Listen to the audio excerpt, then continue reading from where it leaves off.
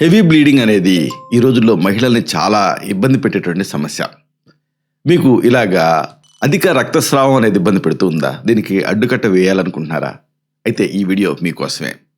స్త్రీల ఆరోగ్యానికి భరోసా ఇచ్చేటటువంటి ఆయుర్వేద మార్గాల్ని ఈ వీడియోలో మనం తెలుసుకోబోతున్నాం. మెయిన్‌గా ఒక విషయం ఉంది. నెలసరి సమయంలో ఈ రక్తస్రావం పరిమితికి మించిందనుకోండి, అది కేవలం ఒక శారీరక అసౌకర్యం మాత్రమే కాదు. అంతర్గత అవయవాల అనారోగ్యానికి ఇది ఒక పెద్ద హెచ్చరిక. ఈ సంగతి మీకు తెలుసా? గర్భాశయంలో పెరిగేటటువంటి కంతులు కానీ లేదా హార్మోన్ల సమతుల్యత దెబ్బతింటం ఇలాంటి వాటి వల్ల అది రక్తహీనతకి దారి తీసేట ఒక పరిస్థితి వస్తుంది. దాన్ని ఎలా గుర్తించాలి? అసలు ఈ సర్జికల్ ట్రీట్మెంట్ అంటే శస్త్రచికిత్స లేకుండా ఇంట్లోనే ఈ హెవీ బ్లీడింగ్ని ఎలా అదుపు చేయొచ్చు? ఇది సాధ్యమేనా? చల్లటి నీటి చికిత్స ద్వారా శరీరంలో ఉండేటువంటి రక్త ప్రసరణని క్రమబద్ధం చేసి అధిక రక్తస్రావాన్ని నివారించవచ్చు. మీకు తెలుసా ఇది? ఈ వినూత్న పద్ధతులను ఎలా చేసుకోవాలి? ఈ సైన్స్ పరంగా ఇది ఎలా పనిచేస్తుంది తెలుసుకోవాలనుకుంటున్నారా? ఈ కీలకమైన అంశాలని, రహస్యాల్ని బాగా లోతుగా, కూలంకషంగా ఈ వీడియోలో మనం తెలుసుకుందాం.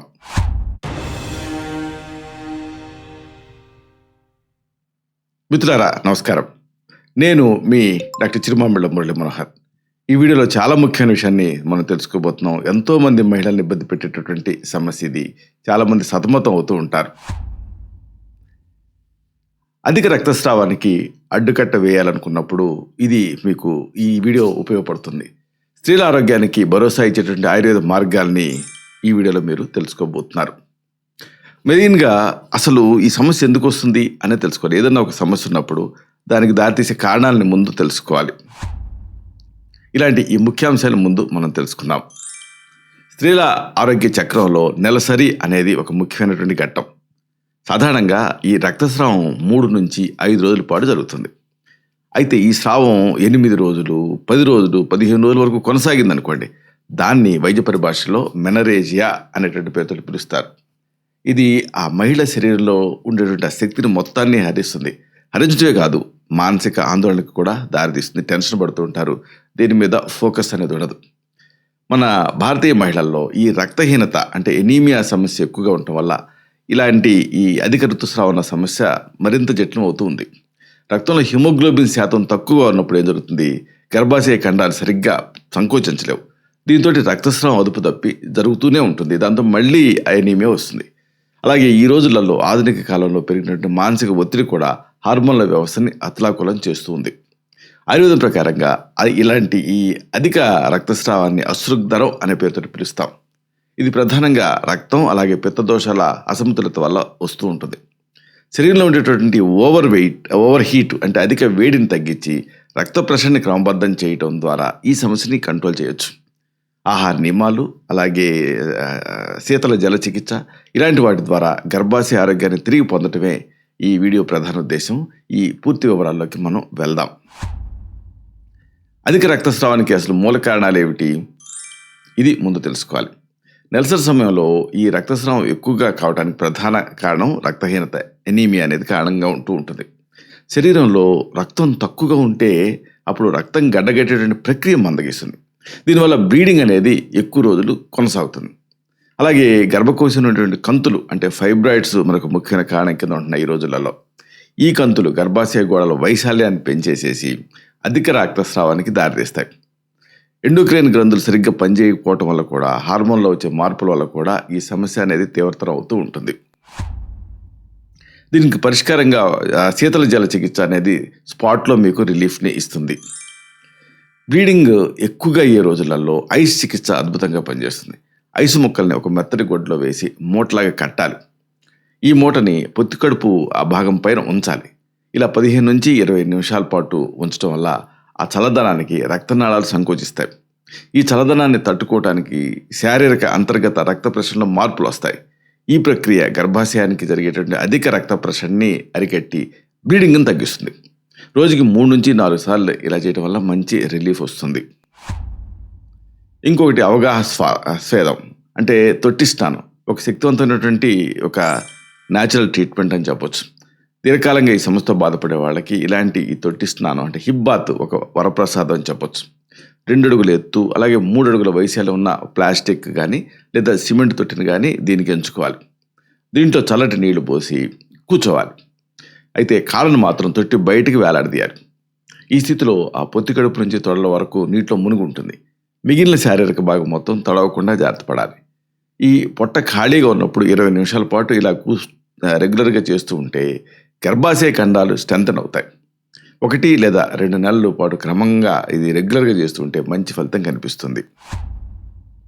ఇక రక్తహీనత నివారణ, అలాగే ఆహార నియమాలు, వీటిని కూడా తెలుసుకోవడం ముఖ్యం. అధిక రక్తస్రావం వల్ల శారీరకంగా బలహీనపడతాం కదా, అంటే రక్తాన్ని కోల్పోతుంది శరీరం. దీనివల్ల మళ్ళీ రక్తస్రావం అనేది మళ్ళీ పెరుగుతూ ఉంటుంది. ఈ విషవలయాన్ని ఛేదించాలి.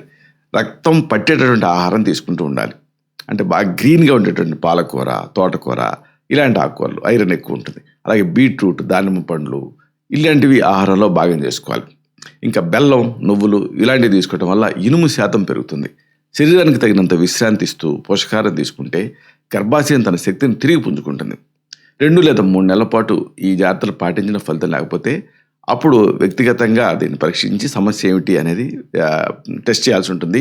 కానీ జనరల్గా ఈ మెజర్స్ సరిపోతాయి. అయితే ఈ సమస్య మరి ఎక్కువ ఉంటే అప్పుడు ఏం చేయాలి? ఇంట్లో తయారు చేసుకోదగ్గ కొన్ని ఔషధాలు ఉన్నాయి. వీటిని మీరు ట్రై చేయొచ్చు. అధిక రక్తస్రావాన్ని అరికట్టడానికి ఈ పదార్థాలు మీకు ఉపయోగపడతాయి. వీటిని ఒక కాంబినేషన్స్ లాగా చేసుకోవాలి. ఉదాహరణకు మెయిన్గా చెప్పుకోవాల్సింది ఏంటంటే, మీకు ఇది ఆయుర్వేద మూలికల మంగళ దొరుకుతుంది, ఆన్లైన్లో కూడా దొరుకుతుంది. అశోక బెరడు కషాయం మీకు ఎక్సలెంట్గా పనిచేస్తుంది. అశోక చెట్టు బెరడుని నీటిలో వేసి మరిగించి కషాయంలాగా తయారు చేసుకోవాలి.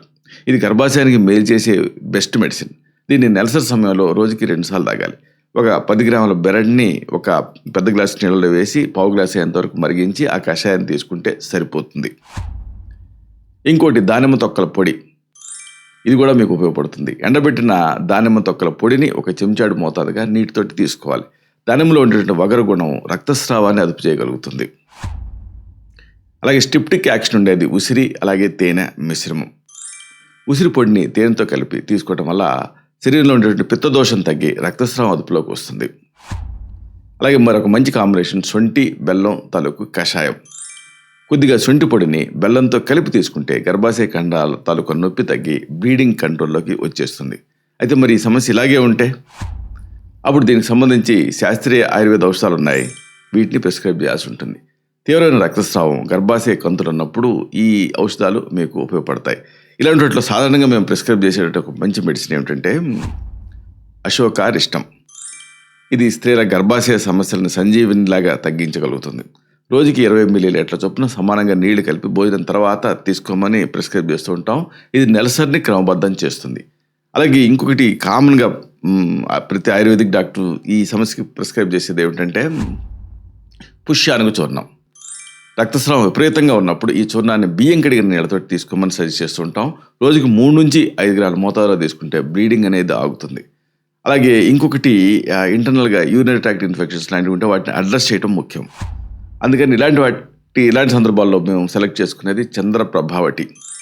హార్మోన్ల అసమతుల్యతని సరిచేయడానికి ఇది మేలైనటువంటి మాత్రలు.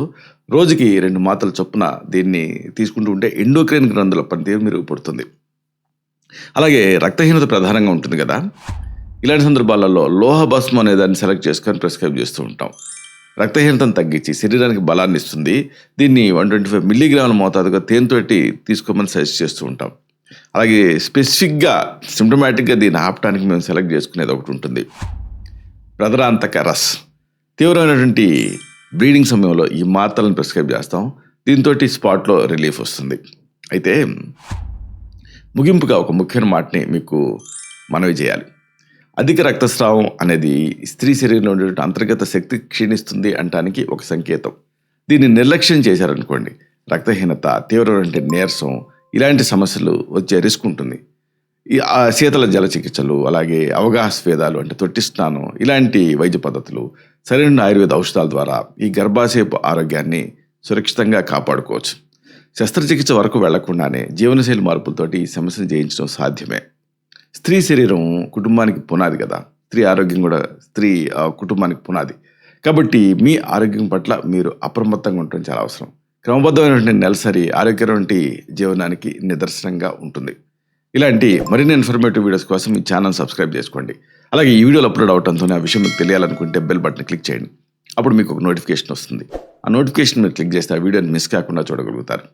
అలాగే ఈ వీడియో మీకు నచ్చితే లైక్ చేయండి. అప్పుడు ఇది మరింత ఎక్కువ మందికి రికమెండ్ అవుతుంది. ఈ వీడియో తాలూకు పర్పస్ అనేది సర్వ్ అవుతుంది. అంటే అందరికీ ఆరోగ్యం అన్న మన అభిలాష, మన ఆకాంక్ష నెరవేరుతాయి. శతం జీవ శరదో వర్ధమానః, శతం హేమంతాన్ శతం వసంతాన్.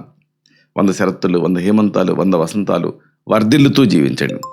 Stay healthy, stay happy, be positive, keep smiling. Love you all. శుభం.